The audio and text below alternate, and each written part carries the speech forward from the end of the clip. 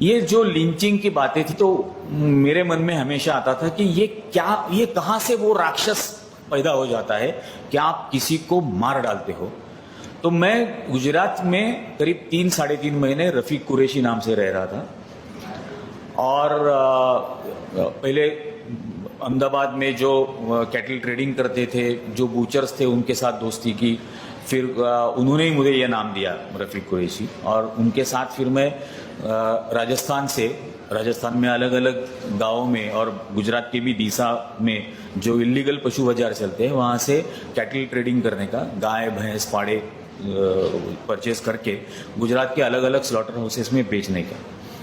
तो ये मैं करता था और ये करीब 3-3.5 महीने चल रहा था। मैं खुद 32 ट्रकों में बैठ के अलग अलग दिनों पर मैंने ट्रैवल किया और बीच रास्ते में किस तरह से बजरंग दल एक्सटॉर्शन करता है।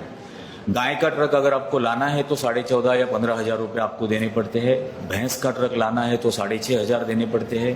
पाड़ों का ट्रक अगर ला रहे हो तो 5,000 रुपये देने पड़ते हैं। और वो पालनपुर में चौधरी नाम के है बजरंग दल के, वो ये पूरा नेटवर्क चलाते हैं। मैं 30-32 ट्रक लाया था और उस दौरान मैं एक बार उनके पास भी गया उनको मिलने के लिए कि मुझे धंधा बढ़ाने का है, आप थोड़ा सा पैसा कम करो। और मैं बाकायदा स्कल कैप पहन के और पठानी ड्रेसेस वगैरह वो पहन के ही मैं घूमता था, रहता था। तो मैं उनके पास चला गया कि आप थोड़ा सा आपका फीस कम करो, मेरे को धंधा बढ़ाने का है। तो बोले कितना करेगा? तो मैं बोला मैं रोज 40 ट्रक लेके आऊंगा और मुझे बम्बई तक लेके जाना है। तो उन्होंने मुझे बोला कि नहीं, मेरी जिम्मेदारी गुजरात तक ही है, आपको अगर बम्बई लेके जाना है तो बलसाड़ में बाबूभाई देसाई नाम के दूसरा एक शख्स है हमारा, उसको महाराष्ट्र बॉर्डर क्रॉस करने के लिए अलग से पैसा देना पड़ेगा, उसका रेट अलग है। मेरा बलसाड़ तक का जिम्मेदारी है, तो वो आपको करना पड़ेगा। तो फिर मैंने उनको पूछा कि, और उनका एक रूल है कि चमड़ा उनको देना पड़ता है, मतलब जानवर काटने के बाद मुफ्त में चमड़ा उनको देना है और वो एक्सपोर्ट करते हैं। तो मैं उनको पूछा कि आपके धर्म में तो ये अलाउड नहीं है। तो उन्होंने बोला कि अभी आया है ना, तू बैठ चाय पी। तो मैं उसके सामने बैठ गया।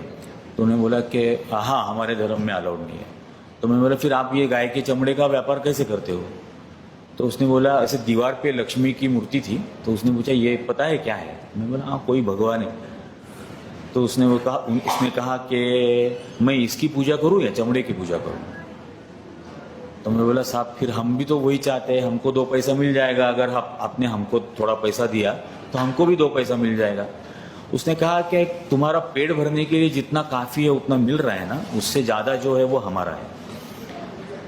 फिर काफ़ी बातें उसने उस वक्त बताई कि करीब रोज 1.5 करोड़ रुपया पालनपुर के वो जो अमीरगढ़ का चेक पोस्ट है वहां पर एक दिन में रोज 1.5 करोड़ रुपया इकट्ठा होता है। ईद के बाद आना, तब बात करेंगे, शायद कुछ थोड़ा बहुत कम करेंगे, तो ईद के बाद आना।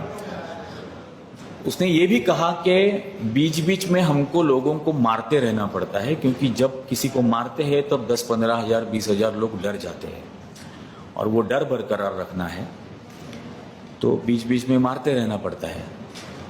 तो तू अचानक अलग नंबर के ट्रक में से ट्रैवल मत कर, कहीं फंस जाएगा एक आध दिन। तो बोला क्या करेंगे सर, पेट भरने के लिए तो करना ही पड़ेगा, जब तक जिंदा है तब तक पेट भरना है, तब तक ये करना है। आपने अगर मार ही डाला तो कहाँ पेट भरने की नौबत है?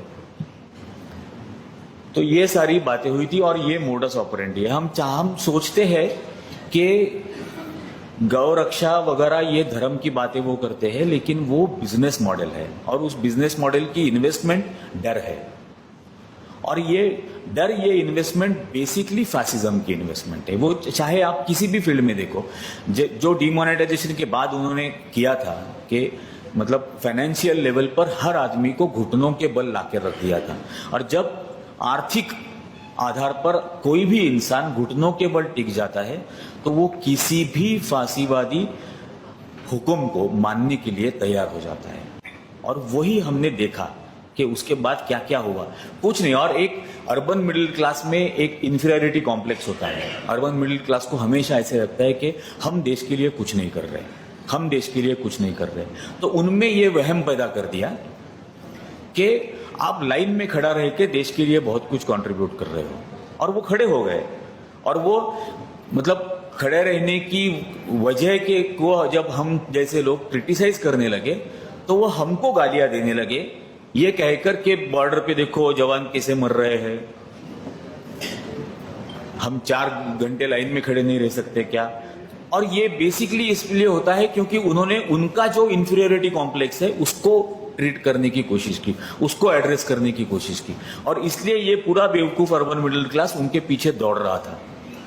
लेकिन ये जाकर कभी कोई देखता नहीं है कि वाकई में ये क्या हो रहा है, ये किस तरह से